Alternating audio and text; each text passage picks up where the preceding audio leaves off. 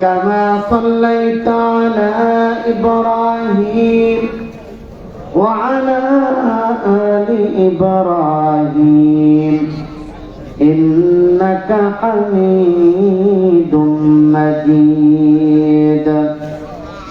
اللهم بارك على محمد وعلى آل محمد كما باركت على إبراهيم وعلى آل إبراهيم إنك حميد مجيد.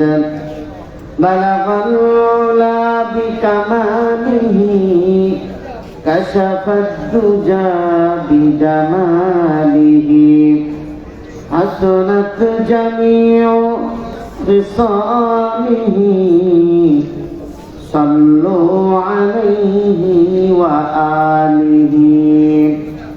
محمد نے آکر کفر کو مٹایا، کفر کو مٹا کر صداقت بتایا. لا الہ لا الہ الا اللہ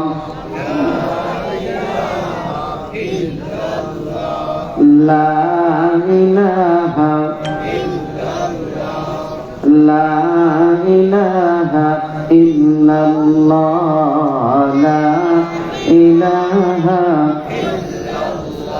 نہیں কোনো মাবুদ আল্লাহ ছাড়া. লা ইলাহা লা ইলাহা ইল্লাল্লাহ লা ইলাহা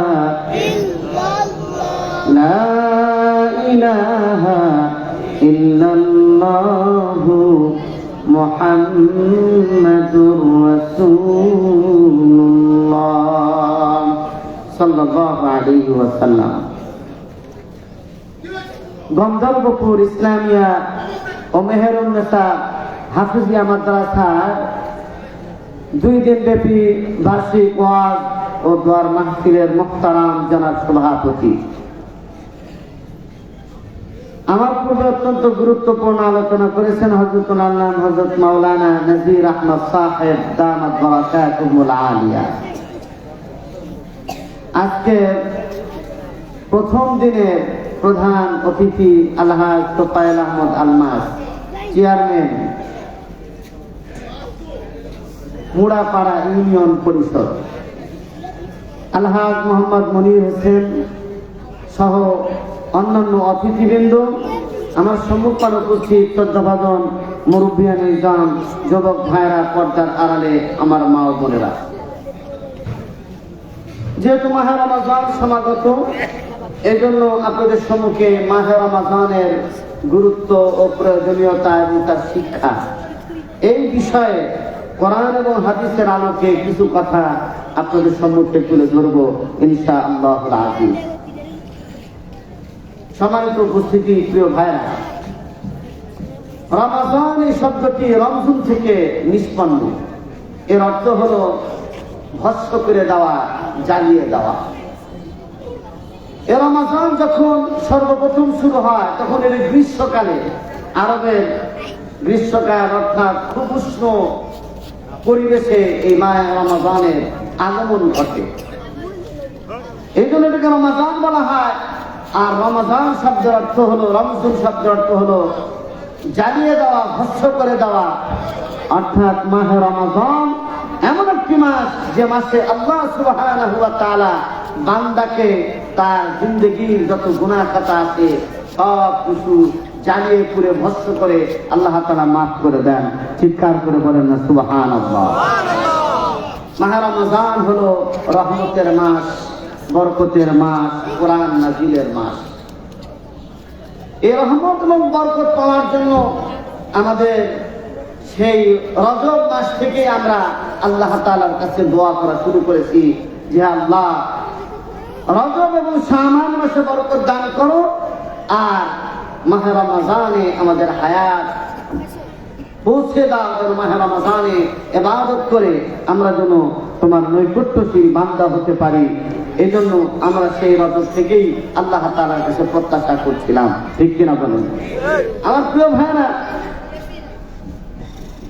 এই রমজান আমাদের সম্মুখে আসছে একটা শিক্ষা নিয়ে, আমাদেরকে তাকওয়া, আল্লাহ ভয়, আল্লাহর ভীতি শিক্ষা দেওয়ার জন্য আল্লাহ তাআলা মাহে রমজান আমাদেরকে দান করেছেন। আল্লাহ সুবহানাহু ওয়া তাআলা কোরআনে কারীমের সূরাতুল বাকারার 287 নম্বর আয়াতে ইরশাদ করেন, আল্লাহ রাব্বুল আলামিন বলেন, ইয়া আইয়ুহাল্লাযীনা আমানু কুতিবা আলাইকুমুস সিয়াম কামা কুতিবা আলাল্লাযীনা মিন ক্বাবলিকুম লাআল্লাকুম তাত্তাকুন। আল্লাহ রাব্বুল আলামিন বলেন, হে ঈমানদারেরা, হে মুমিনেরা, তোমরা কান পেতে শোনো। এই জায়গায় আল্লাহ সুবহানাহু ওয়া তাআলা ইহুদিদেরকে বলেন নাই, খ্রিস্টানদেরকে বলেন নাই, হিন্দুদেরকে বলেন নাই, আল্লাহ তাআলা ঈমানদারদেরকে লক্ষ্য করে আমার আল্লাহ বলেছেন, ইয়া আইয়ুহাল্লাযীনা আমানু, হে ঈমানদারেরা, কুতিবা আলাইকুমুস সিয়াম, তোমাদের উপর মাহে রমজানের রোজা ফরজ করা হয়েছে। মাহে রমজানের এই রোজা, এটা ফরজ, এটা সুন্নত নয়, নফল নয়, বরং প্রত্যেকটি আল্লাহর বান্দাকে মাহে রমজানের এই রোজা পালন করা এটা ফরজ এবং জরুরি। কেউ যদি মাহে রমজানের রোজা না রাখে, তার কোনো ওজন নেই, সফর অবস্থায় নেই, তারপরেও মাহে রমজানের রোজাকে ত্যাগ করলো, আল্লাহ রাসূল সাল্লাল্লাহু আলাইহি ওয়াসাল্লাম বলেছেন, সে যদি সারা জীবন রোজা রেখে কাজা করে, তারপরেও এই মাহে রমজানের একটি রোজার কাজাও আদায় হয় না। চিৎকার করে বলেন সুবহানাল্লাহ। কত গুরুত্বপূর্ণ মাহে রমজানের রোজা! আল্লাহ সুবহানাহু ওয়া তাআলা এই রোজা আমাদের উপর ফরজ করেছেন। আমাদের মধ্যে প্রশ্ন হতে পারে, আমাদের কাছে কষ্ট লাগতে পারে, হাইরে একটা মাস সামনে আসতেছে, এই একটা মাস না খেয়ে আমাদের থাকা লাগবে, সারাদিন না খেয়ে থাকবো, এটা তো আমাদের দ্বারা কষ্ট হবে। আল্লাহ সুবহানাহু ওয়া তাআলা এই কষ্টটাকে লাঘব করার জন্য আল্লাহ বললেন, কামা কুতিবা আলাল্লাযীনা মিন ক্বাবলিকুম, ও আমার বান্দারা শোনো, এই রোজা শুধু তোমাদের উপর ফরজ করা হয় নাই, বরং তোমাদের পূর্ববর্তী যারা ছিল তাদের উপর আমি আল্লাহ এই রোজা ফরজ করেছিলাম। পূর্বে তো আশুরার রোজা, যেটা এই রোজা আরবদের উপর ফরজ ছিল, আরবের লোকেরা আশুরা রোজা রাখত। প্রত্যেক নবীর জামানায় রোজা ছিল, এবং বিভিন্ন ধর্মের মধ্যেও রোজার একটা প্রচলন। নাম তো রোজা নয়, কিন্তু না খেয়ে থাকার এই যে প্রবণতা, না খেয়ে থাকার যে রোজা প্রত্যেক ধর্মের মধ্যে আছে। কিন্তু ইসলাম ধর্মে শুধু না খেয়ে থাকলে হবে না, একেবারে সুবহে সাদিক থেকে নিয়ে সন্ধ্যা পর্যন্ত ঈমানের সাথে এবং আল্লাহর উপর ভরসা রেখে সবের নিয়তে, আল্লাহ তাআলার হুকুম পালন করার নিয়তে রোজা রাখতে হবে। সুতরাং কেউ যদি কোন নিয়তি নাই, হ্যাঁ রোজার আগে থেকে প্রস্তুতি আছে, মানসিকভাবে প্রস্তুতি আছে যে আমি রোজা রাখবো, মাহে রমজানে রোজা রাখি, তাহলে তো সেই ক্ষেত্রে নিয়তের অত বেশি প্রয়োজন নেই। কিন্তু এমনি না খেয়ে থাকলো আর চিন্তা করতেছে তো রোজাই হয়ে যাবে, আসলে এরকম বললে হবে না। বরং আল্লাহ তাআলার জন্য আমি রোজা রাখছি, আল্লাহর সন্তুষ্টির জন্য আমি রোজা রাখছি, এই বিষয়টি আমার অন্তরের মধ্যে থাকতে হবে, আমার মনের মধ্যে থাকতে হবে, ঠিক কিনা বলেন? এই জন্যই রোজা খুব গুরুত্বপূর্ণ।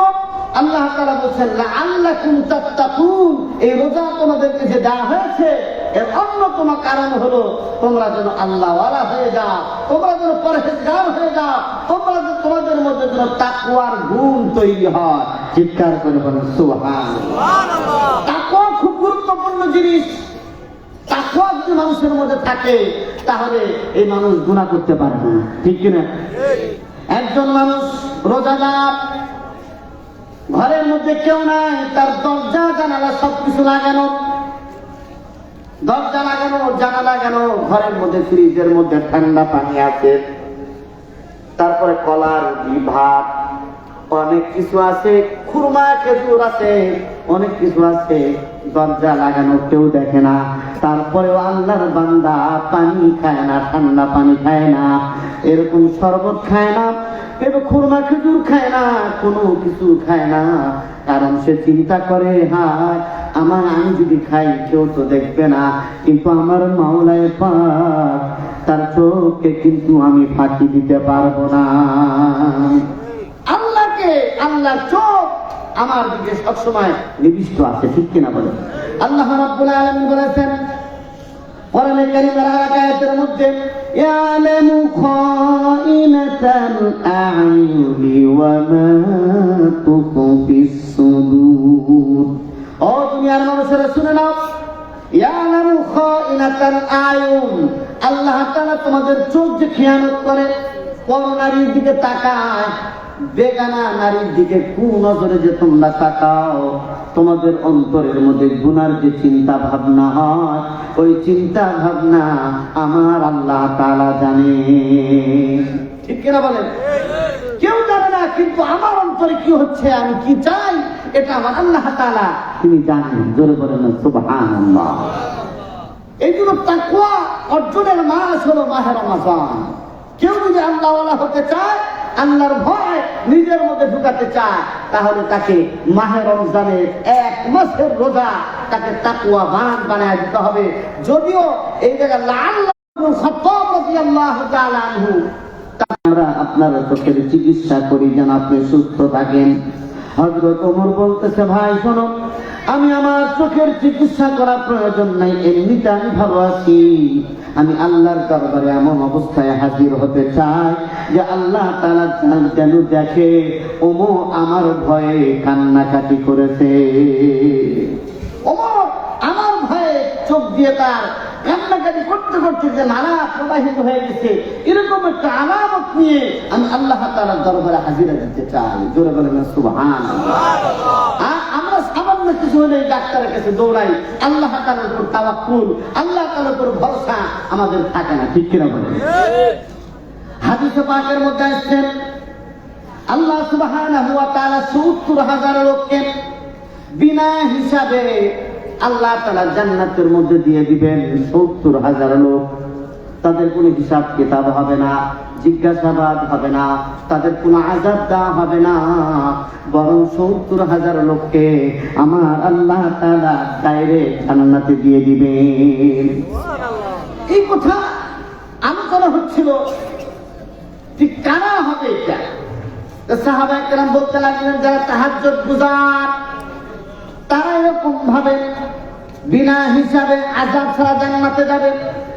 কেউ কেউ বলতেছিল, না না, যারা আল্লাহর রাস্তায় জিহাদ করে, যুদ্ধ করে, তারা হয়তো এরকম জান্নাতে যাবে। বিভিন্ন জন বিভিন্ন আলোচনা করছিলেন। এর মধ্যে আল্লাহর নবী সাল্লাল্লাহু আলাইহি ওয়াসাল্লাম হাজির হয়ে গেলেন। বলতেছেন, ও আমার প্রাণের সাহাবীরা, কি আলোচনা করছিলে?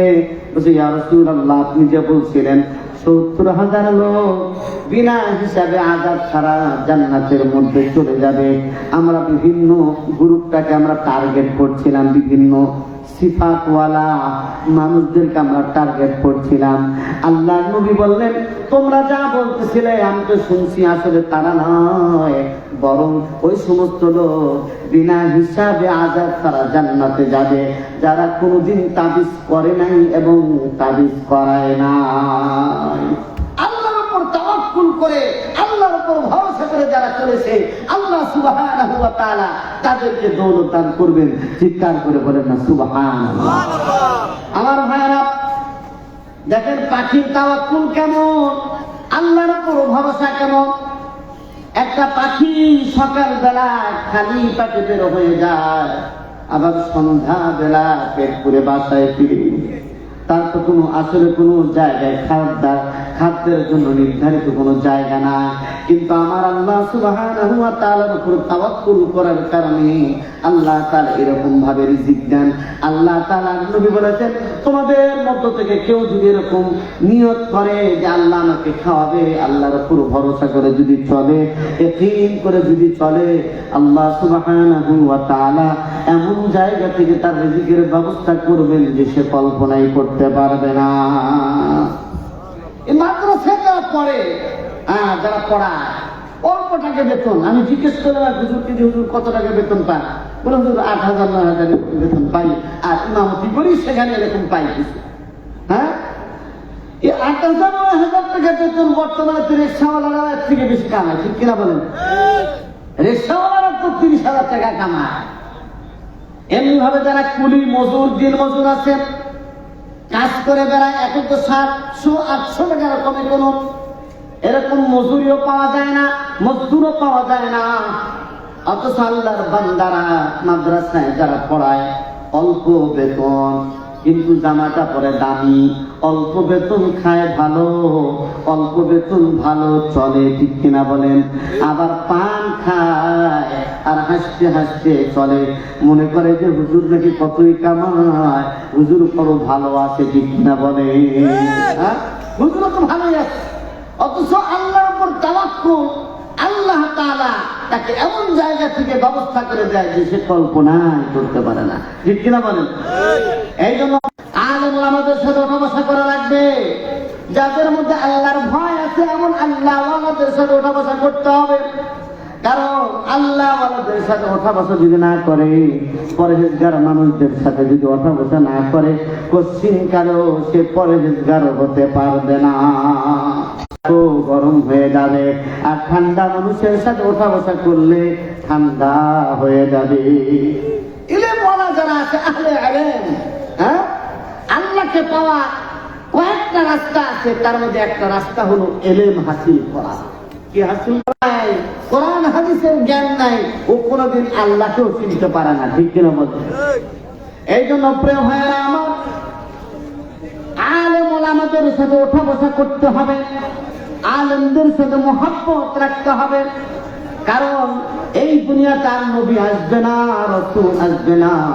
আল্লাহর নবী বলছেন, আল উলামা ওয়ারাসাতুল আম্বিয়া, উলামায়ে কেরাম হলেন নবীগণের উত্তরসূরি।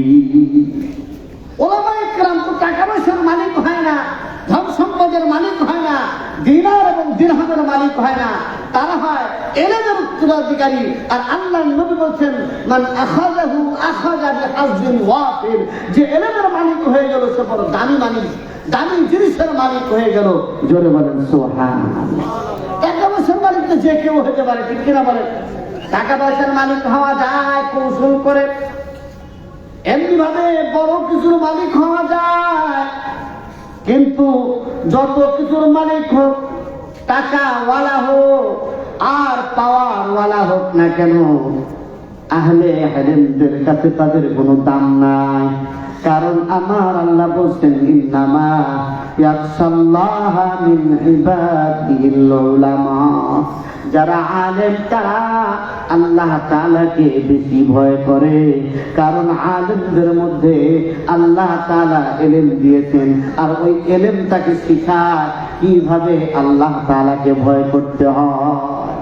হালাল হারামের যাচাই বাছাই, হালাল হারামকে মেনে চলা, হক এবং বাতিলকে মেনে চলা, এটা সাধারণ মানুষরা বোঝে না। অনেক মানুষ আছে বেদাত মানুষের পিছনে দৌড়ায়, আছে না বলেন? হ্যাঁ, মাজার পূজারীদের পিছনে দৌড়ায়, উল্টা পাল্টা চলে, তাদের পিছনে দৌড়ায়। আমার ভাইয়েরা মনে রাখবেন, যত ইবাদত করেন, ওই ইবাদত যদি নবীর তরিকায় না হয়, সুন্নত তরিকায় যদি না হয়, আপনি ইবাদত করলেন অনেক, কোনো কাম হবে না। শয়তানের ইবাদতের অভাব ছিল না। শয়তান তো আসমানের মধ্যে এমন কোন জায়গা ছিল না যে জায়গায় শয়তান সেজদা করে নাই। অনেক ইবাদত করেছে, লেখাপড়াও শয়তানের কম ছিল না। কিন্তু শয়তানের একটা জিনিস ছিল না, সেটা মহাব্বত ছিল না। তার মধ্যে এরকম আল্লাহ তাআলার মহাব্বত এবং মহাব্বত তার মধ্যে ছিল না। এই জন্য শয়তান বিভ্রান্ত হয়ে গেছে। এই জন্য শুধু টুপি আর দাড়ি আর এরকম ইবাদত বন্দি করলে আল্লাহকে পাওয়া যায় না, বরং আল্লাহকে যদি পাইতে হয় তাহলে আল্লাহওয়ালাদের সোহবত লাগে এবং আল্লাহওয়ালাদের আহলে ইলম যারা আছে, হক্কানি উলামায়ে কেরাম যারা আছে, তাদের সাথে ওঠা বসা লাগে। ঠিক কি না? সাধারণ মানুষকে বিভ্রান্ত করাটা খুব সহজ। এক এলাকায় মাওলানা থানভী রাহমাতুল্লাহ আলাইহি এক ঘটনা লিখেছেন যে একজন লোক এত ইবাদত গুজার, এত পরহেজগার হয়ে গেছে যে সে প্রত্যেক দিন নামাজের আগে গিয়ে মসজিদে গিয়ে বসে থাকে। একবার আযান শেষ হয়ে গেলে সুন্নত শুরু করে দেয়, কোরআন তেলাওয়াত করে, জিকির আজকার করে। এই করতে করতে অনেক দিন হয়ে গেছে। শয়তান দেখেন তাকে কিভাবে বিভ্রান্ত করেছে। শয়তান যখন রাত্রিবেলায় সে ঘুমাইতে গেছে, তার বাড়ির ছাদের উপর উঠে, তার টিন শেডের উপর উঠে শয়তান একটা আওয়াজ দিয়ে বলতেছে, এই লোক, এই যে ভাই, তুমি ওঠো, তুমি এরকম ভাবে আমার কথাটা শোনো যে তুমি এত ইবাদত করেছো, এত তাহাজ্জুদ করেছো যে আল্লাহ সুবহানাহু ওয়া তাআলা তোমার উপর সন্তুষ্ট হয়ে গেছেন। সুতরাং আজকে থেকে তোমার নামাজও পড়া লাগবে না, তোমার রোজাও রাখা লাগবে না, হজও করা লাগবে না, যাকাতও দিতে হবে না, কোনো কিছু করার দরকার নাই, তুমি নাক ডেকে ঘুমাতে থাকো। ওই লোক তো মনে করে জানি বড় বুজুর্গ হয়ে গেছি। আমাদের সমাজের মধ্যে কিছু মানুষ আছে, কিছুদিন ইবাদত বন্দেগী করলে আয়নার মধ্যে চেহারাটা দেখে যে নূর লাগছে কিনা। ঠিক কিনা বলেন? কিছুদিন যদি দাওয়াত তাবলীগের মেহনতে যায়, কিছুদিন যদি আল্লাহওয়ালাদের সাথে ওঠা বসা করে, তো মনে করে আমি কত বড় বুজুর্গ হয়ে গেছি। এই জন্য আয়নাতে গিয়ে চেহারাটা দেখে। হ্যাঁ, আয়না থেকে দেখে কি অবস্থা। কিন্তু দেখেন এই লোকটার ইবাদতের মধ্যে কমতি ছিল না, নামাজের মধ্যে কোনো কমতি ছিল না। বলছে যে তুমি বড় বুজুর্গ হয়ে গেছো, আমি জিবরাইল আসছি, জিবরাইল বলতেছি তোমার আর কোনো ইবাদত করা লাগবে না। আসছে বাস, ওই দিন থেকে ফজর নামাজে যাওয়া বন্ধ করে দিচ্ছে। আর ফজর নামাজে যায় না, রোজাও রাখে না, যাকাতও দেয় না, দান সদকাও করে না। কিন্তু এই লোকটা তো নামাজের আযানের আগেই গিয়ে মসজিদের মধ্যে বসে থাকেন। লোকজন বলল, কি ব্যাপার, আমাদের ওই ভাই কেন মসজিদের মধ্যে আসে না?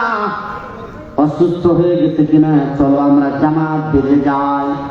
জামাত বেঁধে গিয়ে দেখে ঘরের মধ্যে না ডেকে ঘুমায়। আল্লাহর বান্দা কি করতেছে? নাক ডেকে ঘুমায়। ডাক দিয়ে দরজায় করা ঘাত করছে, এই ভাই ওঠে, ফজর নামাজের নামাজ তো টাইম তো শেষ হয়ে যাচ্ছে, আমার কোনো তো নামাজ নাই। কারণ হলো আমি তো এত বুজুর্গ হয়ে গেছি, আল্লাহর পক্ষ থেকে জিবরাইল আমার কাছে নাজিল হয়েছিল, বলছে যে আমার সব বন্দেগী আল্লাহ কবুল করে নিয়েছে, আর নামাজ পড়া লাগবে না, এই জন্য আমি নাক ডেকে ঘুমাই দিচ্ছি। দেখছেন কিভাবে শয়তান তাকে ধোঁকাটা দিচ্ছে। কিন্তু যদি হক্কানি আলেম হয়, বিজ্ঞ আলেম হয়, এই ব্যাপারে আল্লাহ নবী বলছেন, ফকিহুন ওয়াহিদুন আশাদ্দু আলাশ শাইতান মিন আলফি আবিদ। একজন ফকিহ আলেম যার কোরআন হাদিসের গভীর জ্ঞান আছে, হাজারো ইবাদত গুজার বান্দা থেকে শয়তানের উপর বড় কঠিন। একবার এরকম একজন খুব ইবাদত বন্দেগী করছে, হ্যাঁ, আব্দুল কাদের জিলানী রাহমাতুল্লাহ আলাইহির সাথে এরকমই হয়েছে। শয়তানে বলতেছে, এই আব্দুল কাদের জিলানী, তোমার ইলমের কারণে আল্লাহ তাআলা তোমাকে বাঁচায়া দিল, না হলে তুমিও ধোঁকার মধ্যে পড়ে যেতে। আব্দুল কাদের জিলানী বলছে, শয়তান, এটা আরেক ধোঁকা যে তোমার ইলম আছে, ইলম তোমাকে বাঁচায়া দিল, এই যে কথাটা তুমি বললা, এটা তোমার একটা ধোঁকা। কিনা বলে? হ্যাঁ। এই জন্য প্রিয় ভাইরা আমার, শুধু ইবাদত করলেই হবে না, নামাজ পড়লেই হবে না, যাকাত দিলেই হবে না, ইসলামের বুঝ আমাদের মধ্যে তৈরি করা দরকার। ইসলামের বুঝ যদি না থাকে তাহলে বন্দেগী করেও লাভ হয় না। বহু মানুষ ইবাদত করে, এরকম অন্যান্য ধর্মের মধ্যেও ইবাদত করে। এক আল্লাহর বান্দা ছিলাম যে এরকম সারাটা জীবন মূর্তির সামনে সালাম সালাম মূর্তি মূর্তি করতে করতে জীবনটা কাটিয়ে দিয়েছে, কিন্তু এক সময় তার মুখ থেকে সমাজ বের হয়েছে। আমার আল্লাহ খুশি হয়ে গেছে, বলছে লাব্বাইকা ওয়া সা'দাইকা ইয়া আব্দি, হে আমার গোলাম, আমি তোমার পাশে হাজির হয়েছি, কি দরকার? হ্যাঁ, আল্লাহ হাজির হয়ে গেছে কিন্তু সারাটা জীবন মূর্তির সামনে। যারা বেদাতি কাজ করে, হ্যাঁ বেদাতি কাজ কি করে? বেদাতি কাজ দেখবেন 12 রবিউল আউয়াল আসলে বিশাল বড় জশ্নে জুলুসের মিছিল। আবার দেখা যায় আল্লাহ ওয়ালাদের নামে ওরস করে, আবার কবরের মধ্যে গিয়ে সিজদা করে। এটা তো শিরক, সিজদা করে তো শিরকের বেদাত না। আবার কবরের মধ্যে গিয়ে ফুল দেয়, বিভিন্ন কিছু চায়, এমন কাণ্ড কারবার করে। ঠিক কিনা বলেন? আমার প্রিয় ভাইরা, এই কাজগুলো এত মারাত্মক, এত মারাত্মক। আপনি যত ইবাদত করবেন, ওই ইবাদতের মধ্যে যদি বেদাত ঢুকে যায়, শিরিক ঢুকে যায়, ওই ইবাদত আমার আল্লাহর দরবারে কবুল হয় না। লা ইয়াকবালুল্লাহু বিসাহিবি বিদাতিন সালাতান ওয়ালা সাওমান ওয়ালা যাকাতান ওয়ালা সারফান ওয়ালা জিহাদান। যারা বেদাতি, তাদের নামাজ কবুল হয় না, রোজা কবুল হয় না, যাকাত কবুল হয় না, দান সদকা কবুল হয় না, আল্লাহর রাস্তায় জিহাদ এটাও কবুল হয় না। এই জন্য যত আমল করেন না কেন সুন্নত তরিকায় হতে হবে। অনেকে আছে মিলাদ শরীফ পড়ে আর দাঁড়ায় যায়, আর মনে করো কত বড় কাজটা করলাম, মাশাআল্লাহ। ঠিক কিনা? রাসূল হাজির হয়ে গেছে।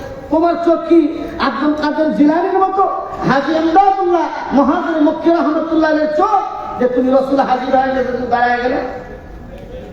আমার প্রিয় ভাইরা, এই সমস্ত জিনিসগুলো না বুঝার কারণে ওই লোকগুলো মনে করে আমরা তাদের দুশমন, আমরা তাদের বিরোধিতা করতেছি। ব্যাপারটা তা নয়। এই কাজটা করার কারণে তার অবস্থাটা কেমন হলো? অর্থাৎ অনেক মহব্বত করে, অনেক টাকা পয়সা খরচ করে পোলাও, বিরিয়ানি, জিলাপি ইত্যাদির ব্যবস্থা করেছে, কিন্তু টাকাটাও এরকম নষ্ট হয়ে গেল, ইবাদতের সওয়াব সে পাইল না। বাপ মায়ের নামে 100 টাকা খরচ করেছে, ওই টাকার সওয়াব পিতামাতা পায় না। বিশাল বড় গরু, বিশাল বড় আয়োজন। ওই কয়েকদিন আগে দেখলাম কুমিল্লায় এক বিশাল আয়োজন করেছে, তার বাপ দাদারা করেছে সুনাম সুখ্যাতির জন্য। হাজার হাজার মানুষকে, লাখ লাখ মানুষ খাওয়াইছে। আসলে তো গরিবের হক, কিন্তু ধনী মানুষ এসে ভরে গেছে, সবাইকে খাওয়াইতেছে। কিন্তু মাইয়েতের যে খানা, মরে গেলে মানুষের যে খানা, এটা তো ধনীদের হক না, এটা গরিব মানুষদের হক। অর্থাৎ এই মাদ্রাসার এতিমখানায় একটা গরু দিয়ে যান, একটা ছাগল দিয়ে যান, একবেলা খাবারের আয়োজন করেন, গরিব মানুষদেরকে খানা খাওয়ান। টিউবওয়েল দরকার, টিউবওয়েল দিয়ে দেন। মাদ্রাসার একটা বিল্ডিং নেই, বিল্ডিং এর ব্যবস্থা করে দেন। মাদ্রাসার একটা ওযুখানা প্রয়োজন, ওযুখানা করে দেন বাপ মায়ের নামে। এটা হলো সঠিক, এটা হলো ইসলামের সবের সঠিক পদ্ধতি। কিন্তু তা না করে এমন এমন কাজ আমরা করি যে কাজের কোনো সব হয় না, অর্থাৎ সেও পায় না, তার বাপ মায়ের কবরেও পড়ছে না। ঠিক কিনা বলেন? হ্যাঁ, অনেকে মনে করতেছে হুজুর উল্টা পাল্টা ওয়াজ করতেছে না, ভালো লাগতেছে না। হ্যাঁ, হক কথা, ভালো কথা অনেক সময় ভালো লাগে না, ঠিক কিনা? কিন্তু বলতে হবে, কারণ এই মজলিস এবং এই মঞ্চ, এই যে মিম্বার এবং মেহরাব, এই জায়গা থেকে যে কথাটা আমি না বলি, কিয়ামতের ময়দানে আল্লাহ তাআলার সামনে আমাকে জবাবদিহি করতে হবে। ঠিক কিনা? আমার প্রিয় ভাইয়েরা, এই জন্য রমজান মাসে যদি কেউ রোজা রাখে, আল্লাহর ভয় তৈরি হয়। রমজান পরে যদি সে শরাব পান করতে যায়, ভয় লাগে, আল্লাহ শরাব পান করলাম, আমার আল্লাহ নারাজ হয়ে যাবে। হারাম খাইতে গেল, হারাম খাইতে গিয়েও তার মধ্যে একটা ভয় সৃষ্টি হবে, হারাম খাইতেছি, আমার ইবাদত বন্দেগী কবুল হবে না। ঠিক কিনা?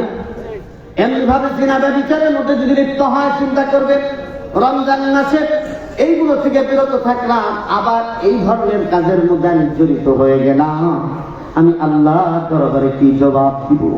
কিন্তু কোন আল্লাহর বান্দা যদি গুনার কাছ থেকে নিজেকে বাঁচায়, আল্লাহকে ভয় করে চলে, আমার আল্লাহ বলছেন ওয়ালিমান খাফা মাকামা রাব্বিহি জান্নাতান, যারা আল্লাহকে ভয় করে আল্লাহর সামনে দণ্ডায়মান হওয়াকে ভয় পায়, আমার আল্লাহ তাআলা তার জন্য দুইটা জান্নাতের ব্যবস্থা করে দিবে, দুইটা জান্নাতের মালিক সে হয়ে যাবে। এই জন্য আল্লাহর ভয় খুব গুরুত্বপূর্ণ। হযরত ওমর একজন উবাই ইবনে কাবকে বললেন, উবাই ইবনে কাব, উবাই ইবনে কাব, তাকওয়া কি জিনিস? তাকওয়ার ব্যাখ্যা কি? তাকওয়া শব্দের অর্থ হলো বেঁচে থাকা, বিরত থাকা। উবাই ইবনে কাবকে জিজ্ঞেস করতেছে হযরত ওমর ইবনুল খাত্তাব রাদিয়াল্লাহু তাআলা আনহু, কারণ উনি বিখ্যাত সাহাবী, রাসূলের বিখ্যাত সাহাবী, রাসূলের ফকিহ সাহাবী, রাসূলের ইলম তার কাছে ছিল। বলছে বলো তো তাকওয়া কাকে বলা হয়? কারণ লাআল্লাকুম তাত্তাকুন, আল্লাহ বলছেন এই তাকওয়া কি জিনিস? হযরত ওমর বলতেছে, হযরত ওমরকে উবাই ইবনে কাব বলল, ভাই আপনি কি কাঁটাওয়ালা জমিনের মধ্যে চলেছেন নাকি? বলে হ্যাঁ, কাঁটাওয়ালা জমিনের মধ্যে কিভাবে চলেন? দেখে দেখে চলতে হয়, পায়ের মধ্যে আবার কাঁটা বিঁধে যায় কিনা। বলতেছে ওইভাবে যে আপনি চলেন, দুনিয়ার মধ্যে চলতে গিয়ে দেখবেন রাস্তায় গান হতেছে, গান হওয়ার সময় গান শোনা জায়েজ নাই। গান যখন হয় তখন কানের মধ্যে হাত ঢুকায় দেওয়া কি? আর আমরা তো গান শুনি ঘুমছে লাগায় দিয়ে এরকম এরকম করতেছি আর বাস আমরা চলতেছি, ঠিক কিনা বলে? নম্বর গান এত ব্যাপক হয়ে গেছে, অথচ আল্লাহ রাসূল সাল্লাল্লাহু আলাইহি ওয়াসাল্লাম জীবনে কোনোদিন গান শোনেন নাই। গানের মজলিসে একবার তাকে নিয়ে যাওয়া হয়েছিল গান শোনার জন্য, কিন্তু গানের মজলিসে যাওয়ার আগে আল্লাহর নবী এমন ঘুমে বিভোর হয়ে গেছেন, গানের মজলিস শেষ হয়ে গেছে, তারপরে নবীজির ঘুম ভাঙছে। সুবহানাল্লাহ। কারণ আল্লাহ তাআলা নবী এবং রাসূলকে মাসুম করেছেন, এই জন্য আল্লাহ তাআলা নবুয়তের পূর্বেও নবীরা মাসুম, নবুয়তের পরেও তারা মাসুম, অর্থাৎ তারা নিষ্পাপ। জোরে বলেন না সুবহানাল্লাহ। এখন যদি কেউ বলে যে নবীরা নিষ্পাপ নয়, মাসুম নয়, তাহলে সে আহলুস সুন্নাত ওয়াল জামাতের আকীদা প্রস্তুত করেছে, ঠিক কিনা? এই যে নবীরা মাসুম এটা মানতে হবে, সাহাবায়ে কেরাম নিয়ার হক সত্যের মাপকাঠি এটা মানতে হবে। কারণ আল্লাহ তাআলা তাদেরকে মিজানুল ইতিদাল, হক আর বাতিলের মধ্যে পার্থক্য করার জন্য ইনসাফের মানদণ্ড নির্ধারণ করেছেন সাহাবায়ে কেরামকে। চিৎকার করে বলেন সুবহানাল্লাহ। সুতরাং যারা সাহাবায়ে কেরামকে সত্যের মাপকাঠি মানবে না, তারা আহলুস সুন্নাত ওয়াল জামাতে অন্তর্ভুক্ত হবে না। আমার প্রিয় ভাইরা, আল্লাহ নবী বিশ্বনবী রাহমাতুল আলামিন নবী বলেছেন, ইন্না বনি ইসরাঈল, বনি ইসরাঈল তারা ৭২ দলে বিভক্ত হয়ে গিয়েছিল। ওয়া উম্মতি, আর আমার উম্মত ৭৩ দলে বিভক্ত হবে। কুল্লুহুম ফিন্নার, আমার নবী বলেছেন আমার এই উম্মতের ৭৩ দল জাহান্নামী হবে, ইল্লা মা আনা আলাইহি ওয়া আসহাবি। তবে দুই ধরনের লোক, দুই আকীদা বিশ্বাসী যারা হবে তারা জাহান্নামী হবে না। তাদের একজন হলো আমার নবীর আদর্শের অনুসারী, আর ২ নম্বর হলো আমার নবীর সাহাবীদের আদর্শের অনুসারী। মা আনা আলাইহি ওয়া আসহাবি, আমি এবং আমার সাহাবীরা যে মতের উপর আছে। এই জন্য প্রিয় ভাইয়েরা, সাহাবায়ে কেরাম ২০ রাকাত তারাবি পড়েছেন জামাতের সাথে। কোথায়? মসজিদ নববীর মধ্যে। খলিফাতুল মুসলিমিন হযরত ওমর রাদিয়াল্লাহু তাআলা এর জামানায় ২০ রাকাত তারাবি রাষ্ট্রীয়ভাবে প্রচলিত হয়েছে। জোরে বলেন না সুবহানাল্লাহ। মসজিদে আসা হযরত ওমর ইবনে খাত্তাবের জামানায় মসজিদে রাষ্ট্রীয়ভাবে মহিলাদের মসজিদে আসা নিষিদ্ধ করা হয়েছে। এই জন্য সাহাবায়ে কেরামের যে আমল, সাহাবায়ে কেরামের ইজমা, এটাও উম্মতের জন্য দলিল। অর্থাৎ সাহাবীরা যেভাবে চলেছে সেইভাবে আমাদের চলতে হবে। সুতরাং ৮ রাকাত পড়লেন, আর বাস হয়ে গেল যে আমার তারাবি হয়ে গেছে, এত সহজ নয়। কারণ রাসূল তো ২০ রাকাত আর ২০ রাকাত পর্যন্ত তারাবি নামাজ পড়েছেন।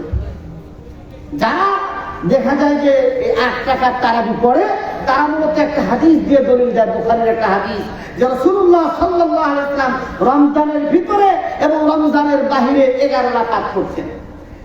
অর্থাৎ 8 রাকাত তারাবি, 8 রাকাত বিতর, 8 রাকাত সুন্নাত, 8 রাকাত নফল, যেটাই বলেন না কেন এটাই তারা বলতে চায়। আর 3 রাকাত বিতর, সেটা তারা বলতে চায়। কিন্তু আসলে এটা রমজানের পর, রমজানের বাহিরে সবসময় এই আমল ছিল রাসূলুল্লাহ সাল্লাল্লাহু আলাইহি ওয়াসাল্লামের। বলছে কত সুন্দর ছিল এই নামাজ। বলছে তোমরা এটা জিজ্ঞাসা করো না এই নামাজের সৌন্দর্য কত ভালো ছিল, কত সুন্দর ছিল তার কিয়াম, তার রুকু, তার সিজদা, এটা সম্পর্কে জিজ্ঞেস করো না। এটা তো তাহাজ্জুদের ব্যাপারে ছিল, কিয়ামুল লাইলের ব্যাপারে ছিল, এটা তো আপনার তারাবির ব্যাপারে নয়। তারাবির ব্যাপারটা তো আলাদা ছিল।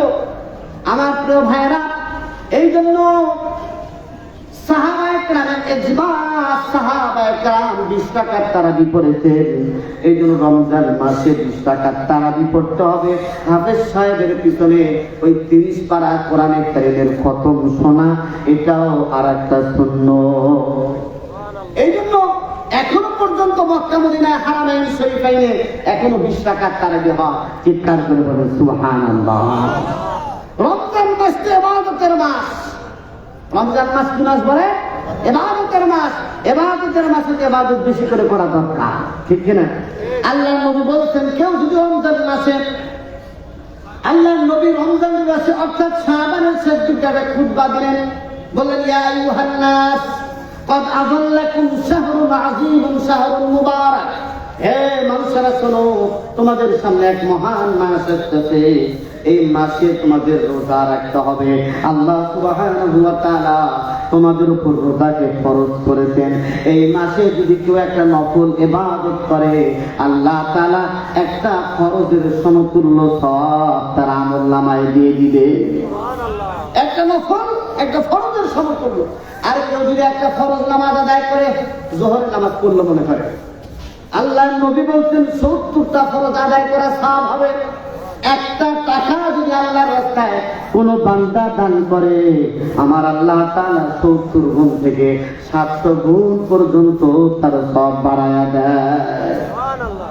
তাহলে মাহ রমজান এবার ইবাদতের বসন্তকাল, অথচ এই মাসে আজকে কিছু মানুষ মসজিদ থেকে ভাগানোর টানে আছে, ঠিক কিনা? এই জন্য ভাইয়েরা আমার, এই মাস তাকওয়া অর্জনের মাস। সাহাবায়ে কেরাম এই মাসে তাকওয়া অর্জন করতেন এবং আল্লাহ ওয়ালা যারা ছিলেন এই মাসে তাকওয়া অর্জনের জন্য সমস্ত কর্মকাণ্ড, কাজকর্ম, ব্যবসা বাণিজ্য একটু হালকা করে দিয়ে এই মাসে ইবাদতের মধ্যে সময় কাটাতেন। আর আমরা কি করি? রমজান মাস আসলে আমাদের দেশে সব জিনিসের দাম বাড়ায় দেয়, ঠিক কিনা? আরব আমিরাতে প্রত্যেকটা জিনিসের 40% করে দাম কমায় দেওয়া হয়। আর বাংলাদেশ পৃথিবীর দ্বিতীয় বৃহত্তম মুসলিম দেশ, এই দেশে সব জিনিসের দাম বাড়ায় দেওয়া হয়, ঠিক কিনা? হ্যাঁ, কয়েকদিন আগে দেখলাম এক মন্ত্রী বক্তব্য দিতেছে যে জিনিসপাতির দাম তো অনেক বেশি হয়ে গেছে, এই জন্য এখন থেকে খেজুর আর আঙ্গুর খাওয়া দরকার। কেন? এখন থেকে আপনারা বড়ই দিয়ে ইফতার করবেন। কি আর এক নেতাই বলতেছে, দেখলাম আসার সময়, আপনি খাইবেন আঙ্গুর আর খেজুর দিয়ে ইফতার করবেন, আর আমাদেরকে বড়ই খাইতে বলেন। পাইছেন নাকি আপনি? কি আপনারা খাইবেন কি? খেজুর আর আঙ্গুর দিয়ে, মরিয়ম খেজুর দিয়ে আপনারা ইফতার করবেন, আর টসটসা আঙ্গুর দিয়ে ইফতার করবেন, আর আমাদের বলেন যে বড়ই দিয়ে কি করে ইফতার করবেন?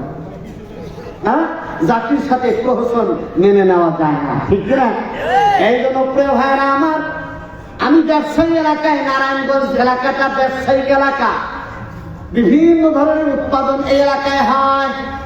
এই জন্য এলাকার মানুষদেরকে বলে যাব, ভাই এই মাসে মানুষকে খাওয়াবেন বেশি বেশি করে, জিনিসের মধ্যে, ব্যবসার মধ্যে ছাড় দিয়ে দিবেন, আমার আল্লাহ তাআলা ছাড় দিয়ে দিবে, ঠিক না বলে?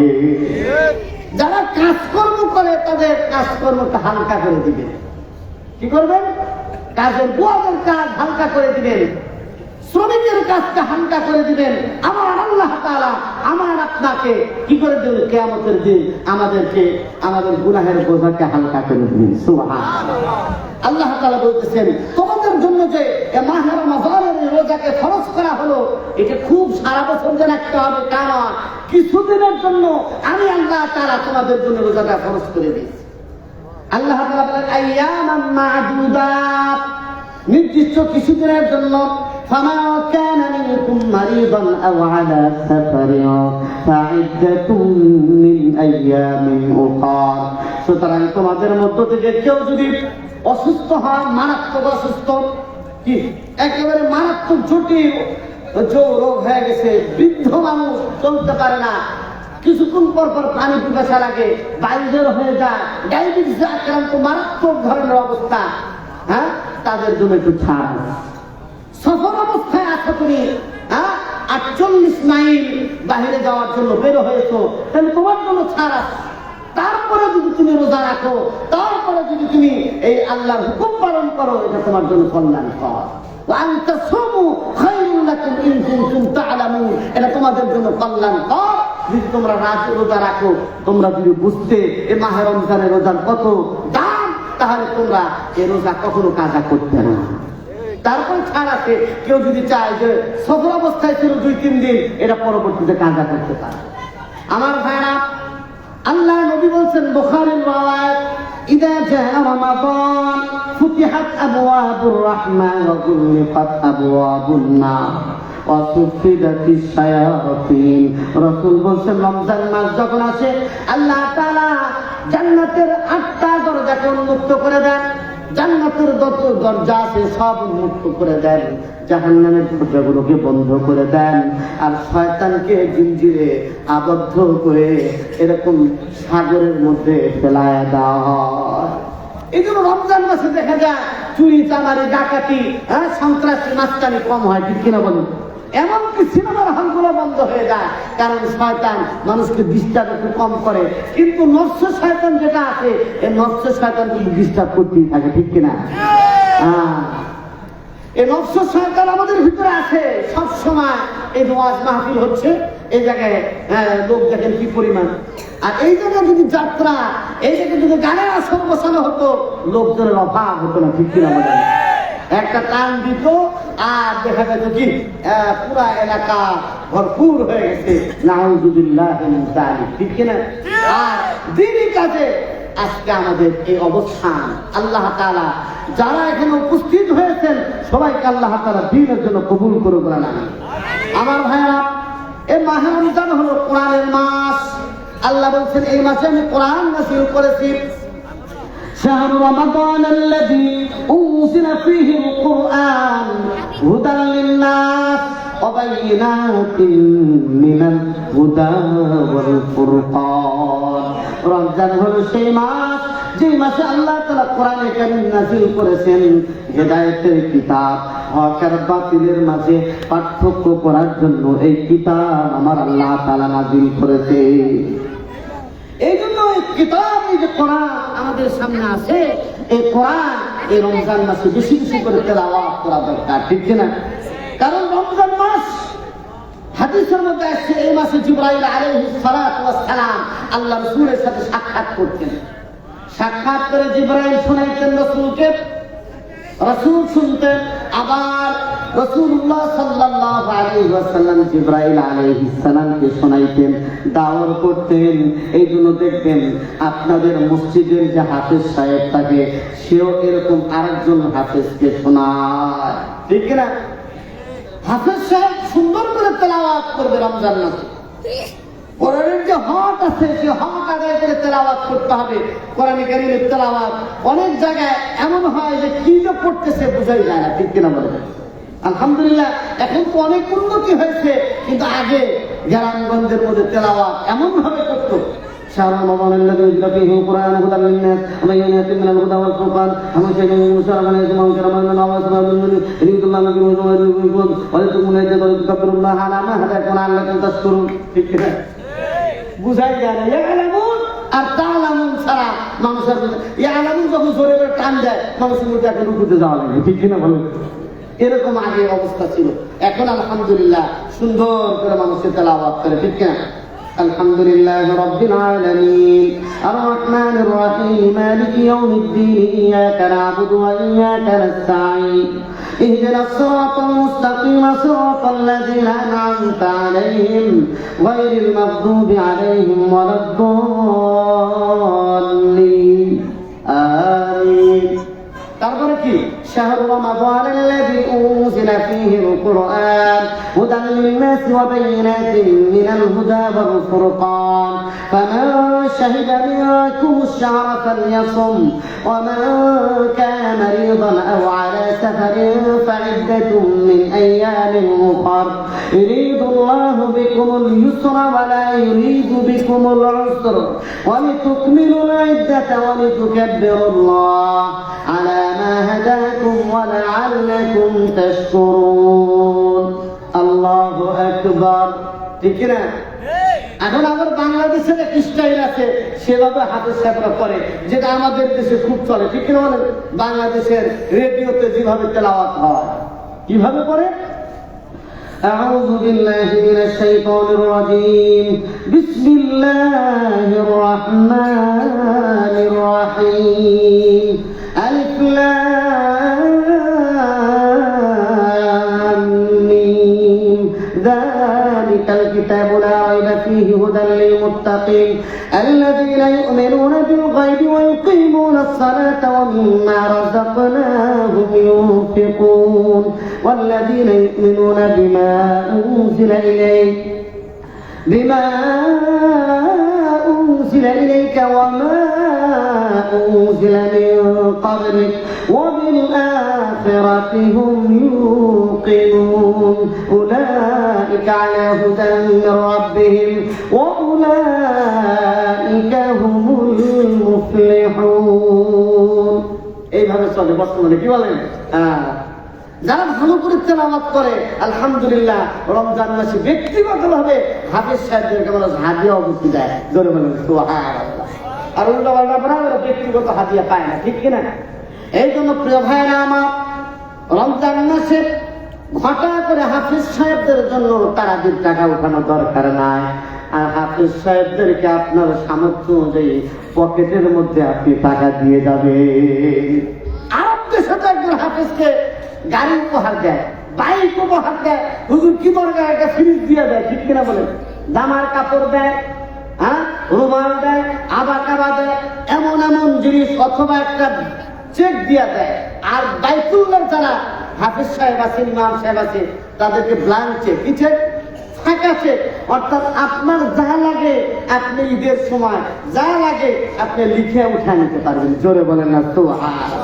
আর আমাদের দেশে ইমাম সাহেবদের, হাফেজ সাহেবদের কিছু পরিমাণে দেয়, ইমাম সাহেবদেরকে তাও দেয় না, ঠিক কিনা বলেন? আবার যারা বক্তা আছে, বক্তাদেরকে দেয় 60,000 70,000, আর ওই মাদ্রাসার শিক্ষক পায় 5,000, ঠিক কিনা বলেন? এটা একটা প্রহসন, এটা একটা প্রহসন, ঠিক কিনা বলেন? এই জন্য আমি বলবো যে মাদ্রাসার মাহফিল হলে ওস্তাদদেরকে আলাদাভাবে হাদিয়া দিবেন, কি আলাদাভাবে বোনাস দিবেন, যে যেহেতু বক্তাকে 50,000 দিচ্ছেন, ঠিক আছে, হুজুরদেরকে আমরা 5,000 করে দিয়ে দিই, মেহনত করছে, অনেক পরিশ্রম করছে, ঠিক কিনা বলেন? যত খরচ করবেন আল্লাহ সুবহানাহু ওয়া তাআলা তত দান করবে। আমার প্রিয় ভাইয়েরা, এই জন্য ইমাম আবু হানিফা রাহমাতুল্লাহ আলাইহি এই মাসে 63 খতম করতেন। আমাদের আকাবির এবং বুজুর্গানের দিন সারা দিনে এক খতম, আল্লাহ দিনে এক খতম, তাহাজ্জুদে এক খতম, তারাবিতে এক খতম, এই করে করে সারাটা রাত এরকম ভাবে কোরআন তেলাওয়াত করে কাটিয়ে দিতেন। জোরে জোরে বলেন না সুবহানাল্লাহ। আমার আপনার নবী সরকার আলম নবী হযরত মুহাম্মদ সাল্লাল্লাহু আলাইহি ওয়াসাল্লাম যখন সর্বপ্রথম কোরআনের আয়াত নাযিল হলো, সর্বপ্রথম কোরআন নাযিল হলো, সারা রাত তেলাওয়াত করতেন, জোরে বলেন আল্লাহু আকবার। এত তেলাওয়াত রাসূলের পা মোবারক ফুলে যেত। রাসূলুল্লাহ সাল্লাল্লাহু আলাইহি ওয়াসাল্লাম এক পায়ের উপর ভর করে আর এক পায়ের উপর এরকম ভাবে উঁচু করে দাঁড়ায় দাঁড়ায় তেলাওয়াত করতেন। আমার আল্লাহ বললেন, মা আনজালনা আলাইকাল কুরআনা লিতাশকা। ওগো নবী, আপনাকে কষ্ট দেওয়ার জন্য কোরআন আমি নাযিল করি নাই, বরং এই কোরআনটা হলো নসিহতের কিতাব, হেদায়েতের কিতাব। আপনি অল্প সময় ঘুমায় নেন, অথবা আপনি কিছু সময় ঘুমান, তারপরে উঠে কোরআনে কারীমের তেলাওয়াত করে। সুবহানাল্লাহ, ঠিক কিনা বলেন? এই যে রাত্রি জেগে জেগে কি করবেন? হাফেজ সাহেবের পিছনে কোরআনে কারীমের তেলাওয়াত শুনবেন। কারা কারা শুনবেন দেখি তেলাওয়াত? রমজান মাসে একটা হক হলো যারা কোরআন পড়তে পারে, এক খতম প্রতিদিন আপনি সকালে 2-3 পৃষ্ঠা, সন্ধ্যার পরে 2-3 পৃষ্ঠা, তাহাজ্জুদের আগে 2-3 পৃষ্ঠা, আবার নামাজ পড়ে এসে 2-3 পৃষ্ঠা পড়বেন। দেখা গেল সারা দিনের মধ্যে অথবা সারা দিনের মধ্যে আপনি এক পারা হয়ে যাবে। এক পারা যদি হয় 30 দিনে 30 পারা হয়ে যাবে। এটা কোরআনের হক। রমজান মাসে কমপক্ষে 1 খতম করে আপনারা করবেন ইনশাআল্লাহ। আর যত বেশি তেলাওয়াত করতে পারবেন তত ফায়দা। কারণ রাসূল বলেছেন যে কোরআনে কারীম থেকে একটা হরফ পড়ে আল্লাহ সুবহানাহু ওয়া তাআলা তার আমলনামায় একটা নেকি লিখে দেন। আল্লাহ নবী বলেছেন ওয়াল হাসানাতু বিআশরি আমসালিহা, একটা নেকি 10টা নেকির বরাবর। আল্লাহ নবী বলেছেন আলিফ লাম মিম, একসাথে লেখা না, খন্ড খন্ড হরফ। এটা একটা হরফ না, বরং আলিফুন হারফুন, আলিফ একটা হরফ, লাম একটা হরফ, মিম একটা হরফ। সুতরাং কোন আল্লাহর বান্দা যদি কোরআন কারীম থেকে আলিফ লাম মিম তেলাওয়াত করে সাধারণ সময়ে 30টা নেকি আল্লাহ তাআলা তার আমলনামায় দিয়ে দেন। কোরআন পড়লে অন্তরের মধ্যে নূর তৈরি হয়, গুনার কালিমাগুলো মুছে যায়। জোরে বলেন সুবহানাল্লাহ। আর আল্লাহর মহব্বত বাড়ে। কি বাড়ে? আল্লাহর মহব্বত বাড়ে। এই জন্য রমজান মাসে বেশি বেশি কোরআন তেলাওয়াত করবে। আল্লাহ সুবহানাহু ওয়া তাআলা বলছেন তোমাদের জন্য যে রোজা দিলাম, এইভাবে যে রোজার সিস্টেম, আল্লাহ যদি বলতে যে সারাদিন রোজা রাখো, রাত্রেও রোজা রাখো, তাই করা লাগতো। ঠিক কিনা বলেন? হ্যাঁ, হযরত দাউদ আলাইহিস সালাম এইভাবে রোজা রাখতেন। হ্যাঁ, আল্লাহ নবী সাল্লাল্লাহু আলাইহি ওয়াসাল্লাম কয়েকদিন একাধারে রোজা রাখা শুরু করলেন। সাহাবায়ে কেরাম তারাও এরকম রোজা রাখা শুরু করলেন। সিয়ামে দাহা, সওমুদ দাহা। সাহাবায়ে কেরাম দেখে কুলাইতে পারে না, এমনি তো খাওয়া দাওয়া নেই, কি কোন রকমে হাফ কেজি অথবা 1 গ্লাস পানি কোন রকমে খেয়ে জীবন যাপন করে তারা রোজা রাখতে তাদের কষ্ট হয়ে যায়। রাসূলুল্লাহ সাল্লাল্লাহু আলাইহি ওয়াসাল্লাম বললেন আসলে তোমরা তো আমার মতো পারবা না, কারণ আল্লাহ আমাকে খাওয়ায়, আল্লাহ আমাকে পান করা, সুতরাং তোমাদের সেই ক্ষমতা নাই। রুহানি ভাবে আল্লাহ তাআলা আমাকে গিজা দিয়ে থাকে, খাবার দিয়ে থাকে, তোমরা তো এটা পারবা না। সুতরাং তোমাদের জন্য এই রোজা না, এমনি তোমরা সুবে সাথে থেকে সন্ধ্যা পর্যন্ত রোজা রাখো, এটাই তোমাদের জন্য কি যথেষ্ট, তোমাদের জন্য এনাফ। জোরে বলেন সুবহানাল্লাহ। আমার প্রিয় ভাইরা, রোজা রাখলেন নামাজ পড়লেন না, এরকম আছে না বলেন? হ্যাঁ, রোজা রাখে মাশাআল্লাহ একবারে সাহরি খেয়ে গেল, সারাদিন নামাজ হলে কিছু নেই, খবর নেই, ইফতারের সময় ইফতারি করে ফেলে। আবার অনেকে তো এমন আছে ঢাকা শহরে সারাদিন খায়, রোজাও রাখে না, ইফতারের সময় বিশাল আয়োজন, মনে হয় যে সবচেয়ে বড় রোজাদার নাকি। ঠিক কিনা বলেন? এ নারায়ণগঞ্জে এরকম আছে নাকি? হ্যাঁ, ইফতারের সময় দেখা যায় মনে হচ্ছে সবচেয়ে বড় মুসল্লি, তারাবির সময় সবচেয়ে বড় মুসল্লি, তারপর জুমার দিনে দেখা যায় সামনের কাতারে একটা লাল জায়নামাজ নিয়ে রুমাল একটা লাগায় যদি হজ করে থেকে সামনের কাতারে বসে, যে এর থেকে বড় মুসল্লি নেই, অথচ রোজা রাখে না। আর কি ঠিক কিনা? জি ইনশাআল্লাহ। আমার প্রিয় ভাইয়েরা, এই জন্য আমি আপনাদেরকে বলছিলাম এই মাহে রমজানের রোজা আমাদেরকে রাখতে হবে। কারণ রোজা রাখলে কি ফায়দা? আল্লাহর নবী বিশ্ব নবী রাহমাতুল আলামিন নবী বলেছেন মান সামা রমাযান ঈমানান ওয়া ইহতিসাবা গুফিরা লাহু মা তাকদ্দামা মিন যামবি। যে ব্যক্তি ঈমানের সাথে আখিরাতের উপর বিশ্বাস রেখে আখিরাতের নেকি পাওয়া যাবে, আল্লাহর সন্তুষ্টি পাওয়া যাবে, এই নিয়তে যে রোজা রাখে আল্লাহ তাআলা তার পূর্বেকার সব গুনাহগুলো মাফ করে দেয়। আর কেউ যদি তারাবি করে, আল্লাহ নবী বলেন মান কামা রমাযান ঈমানান ওয়া ইহতিসাবান গুফিরা লাহু মা তাকদ্দামা মিন যামবি।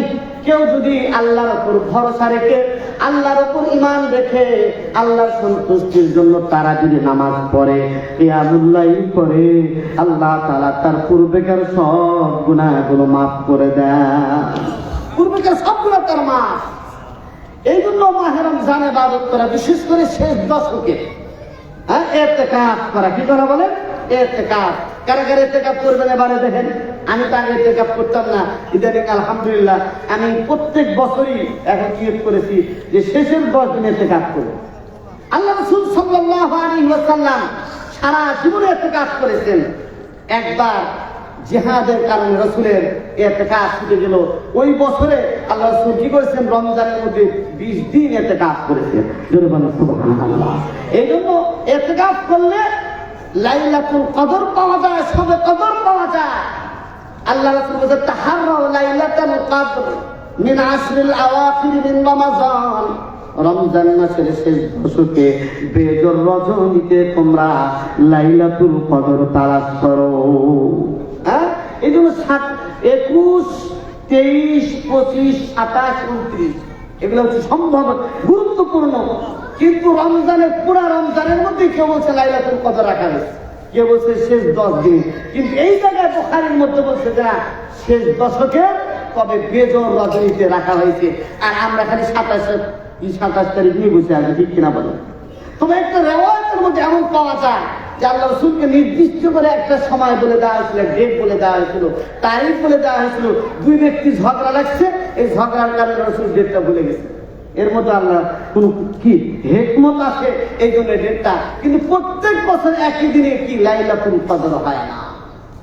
এই জন্য এই দিনগুলোতে আল্লাহ রাসূল সাল্লাল্লাহু আলাইহি ওয়াসাল্লাম কোমর বেঁধে ইবাদতের মধ্যে নেমে যেতেন। যদি কারো সামর্থ্য থাকে তাহলে রমজান মাসে ইতিকাফ করবেন বাইতুল্লাহ শরীফে, মসজিদ নববীতে। কারণ রমজান মাসে যদি কেউ উমরা করে তাহলে সে কেমন যেন কি হজ করে ফেললো। জোরে বলেন না সুবহানাল্লাহ। এত সব। এই জন্য যাদের সামর্থ্য আছে রমজান মাসে যান, 15 দিন থেকে আসেন, ইতিকাফের নিয়তে যান। টাকা একটু বেশি লাগলে সমস্যা কি? কত উল্টা পাল্টা জায়গা টাকা পয়সা খরচ হয়ে যায়। আপনারা রমজান মাসে বাইতুল্লাহ শরীফে ইমাম সাহেবের পিছনে নামাজ পড়বেন, টাকা খরচ করবেন। আর বাইতুল্লাহতে নামাজ পড়লে তো 1 রাকাত 1 লক্ষ রাকাত। আর রমজান মাসে কি পরিমাণ তো বুঝতেই পারতেছেন।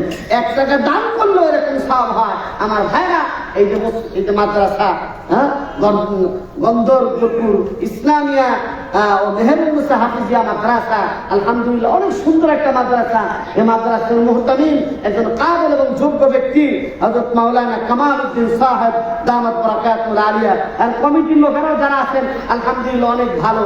তারা বলছে যে হুজুরকে বলছে যে আমরা শিক্ষার ব্যাপারে, শিক্ষকের ব্যাপারে আমরা কোনো হস্তক্ষেপ করি না। আমরা শুধু টাকা পয়সা দিয়ে এই মাদ্রাসাকে কায়েম রাখা, সহযোগিতা করা, ছাত্রদেরকে হাফেজ বানানো, এই কাজটা করি। এই কথাটা আমার খুব ভালো লাগছে আলহামদুলিল্লাহ। আল্লাহ তাআলা কমিটিকে দ্বীনের জন্য কবুল করুন, আমিন। ইসলামের জন্য বেশি বেশি কাজ করার তৌফিক দান করুন। একজন হাফেজের দায়িত্ব নেন আপনি, একজন হাফেজের খেদমত করবেন। প্রত্যেক মাসে 4000 করে টাকা আপনি দিলেন একজন হাফেজের জন্য। এই হাফেজ যতদিন তেলাওয়াত করবে, হাফেজ হবে, নামাজ পড়াবে, ইমামতি করবে, দ্বীনের কাজ করবে, আপনার আমল নামায় সেই সবগুলো যাইতে থাকবে। জোরে বলেন সুবহানাল্লাহ। এই যে মাদ্রাসার কাজ চলমান আছে, সেই জায়গাতে আপনারা সহযোগিতা করতে পারেন। মাদ্রাসার যত প্রয়োজন, সামনে মাহে রমজান আছে, যাকাত দিবেন, সাদাকাতুল ফিতর দিবেন, সাধারণ দান দিবেন, যা যখন প্রয়োজন এগুলো দিবেন তো ইনশাআল্লাহ। আমার ভাইরা, আমি আর এখানে কালেকশন করতে গেলাম না। হ্যাঁ, আলহামদুলিল্লাহ জায়গায় এসে আমাদের সভাপতি সাহেব বললেন যে এখানে তো একটা মাদ্রাসা, কবরস্থান, তারপরে আবার এদিকে ঈদগাহ, অনেক কিছু আলহামদুলিল্লাহ, মসজিদ, এই সব কিছু একটা গুরুত্বপূর্ণ স্থানে স্থাপনা পরিণত হয়েছে। আল্লাহ তাআলা কবরস্থানের যে মাইয়িত যারা আছে তাদেরকে মাফ করে দেন। অনেকের মা বাবা এখানে ঘুমিয়ে আছে, আমাদের মুরব্বীরা ঘুমিয়ে আছে, তাদের ইসলামের সওয়াবের জন্য মাদ্রাসায় দিবেন। যখনই মনে করেন তাদের মৃত্যু দিবস আসে, হ্যাঁ, ওই সময় আপনারা একটা গরু দিয়ে গেলেন, একটা খাসি দিলেন, অথবা একবেলার খাবারের ব্যবস্থা করলেন। মুহূর্তের সময় সাথে যোগাযোগ করে হুজুর মাদ্রাসা এই মুহূর্তে কিসের প্রয়োজন, কি প্রয়োজন সেটা আমাকে বলেন, আমি কি ব্যবস্থা করি। সামর্থ্য থাকলে আল্লাহ তাআলা সেটা করবেন। আর যদি সামর্থ্য না থাকে, সবচেয়ে বড় হাতিয়ার সেটা হলো দোয়া। সবচেয়ে বড় হাতিয়ার কি বলে? দোয়া। দোয়ার থেকে বড় কোনো হাতিয়ার নেই। এই জন্য দোয়া করতে পারবেন তো ইনশাআল্লাহ। টাকা দিবেন, কালেকশন করলাম না। আমি একটা হাদিস পড়েছিলাম, রাসূলুল্লাহ সাল্লাল্লাহু আলাইহি ওয়াসাল্লাম বলেছেন, কুন আলিমা, পারলে তুমি আলেম হও। যদি আলেম না হতে পারো তাহলে আলেমদের ছাত্র হও। যদি তাও না হতে পারো, আলেমদের কথাগুলো মনোযোগ দিয়ে শোনো। তাও যদি না পারো, আলেমদেরকে মহব্বতকারী হও। পঞ্চম ব্যক্তি হয় না, তাহলে তুমি ধ্বংস হয়ে যাবে। এজন্য আলেমদের সেটা মহব্বত রাখবেন। কি রাখবেন? আলেমদের খেদমত করবেন, আলেমদের হাদিয়া দিবেন, আলেমদেরকে যতটুকু পারা যায় সহযোগিতা করবেন। আলেম কেমন কি, তার চেহারা ছিল, তার আমল কি, এটা বড় বিষয় না। বিষয় হলো তারা নবীর উত্তরসূরি। ঠিক কিনা? ওয়ারাসাতুল আম্বিয়া, এটা কি বলেছেন? রাসূল বলেছেন। সুতরাং তাদের খেদমত করা, তাদের মহব্বত করা, রাসূলকে মহব্বত করা। ঠিক কিনা? তাহলে এদেরকে মহব্বত করবেন, তাদের মর্যাদা অনেক বেশি। তাহলে যখন এই রাস্তা দিয়ে হেঁটে যায়, এই কবরস্থানের যারা কবর বসে আছে তাদের গুনাহগুলো মাফ হয়ে যায়। সুবহানাল্লাহ, এটা তো বিশাল বড় একটা কাজ যে কবরস্থানের পাশে মাদ্রাসা। আলহামদুলিল্লাহ, কোরআন তেলাওয়াত হচ্ছে, নিয়মিত সওয়াব আমাদের বাপ মাদের রুহে পৌঁছতেছে। আলহামদুলিল্লাহ, এই জন্য বাপ মায়ের কবর জিয়ারত করবেন, সূরা ইখলাস কিংবা একবার সূরা ফাতিহা করে তাদের জন্য সওয়াব রিসানি করবেন। কি করবেন? সবসময় রাব্বি রাহমাহুমা কামা রাব্বায়ানি সগীরা এটা পড়বেন। এই কয়েকটা কথা আমি আপনাদেরকে বললাম। আমার মূল যেটা আলোচ্য বিষয় ছিল মাহে রমজানের রোজা, তার ফজিলত, তার গুরুত্ব এবং তার শিক্ষা। মাহে রমজানের শিক্ষা হলো তাকওয়া অর্জন। কি করা? আমি আপনি যদি আল্লাহর ভয় ভিতরে ঢুকাইতে পারি রোজা রেখে, তাহলে বোঝা যায় রমজান আমার জন্য কল্যাণকর হয়েছে। আর যদি দেখা যায় রমজান পরে আবার চিটারি বাটপারি শুরু করে দিছি, তাহলে বোঝা যাবে মাহে রমজান আমার জন্য আরো খারাপ নিয়ে আসছে। কারণ রাসূল বলছেন যে মাহে রমজান পেল, নিজের যুগগুলাকে মাফ করাতে পারলো না, তার থেকে বড় হতভাগা কেউ নেই। আর যদি গুনাহ মাফ করে তবে সৌভাগ্যবান। আল্লাহ রাব্বুল আলামিন আমাদের সহি কথা বুঝে সেই মোতাবেক আমল করার তৌফিক দান করুন। আমিন। আল্লাহুম্মা সাল্লি আলা মুহাম্মদ ওয়া আলা আলি মুহাম্মদ কামা সাল্লাইতা আলা ইব্রাহিম ওয়া আলা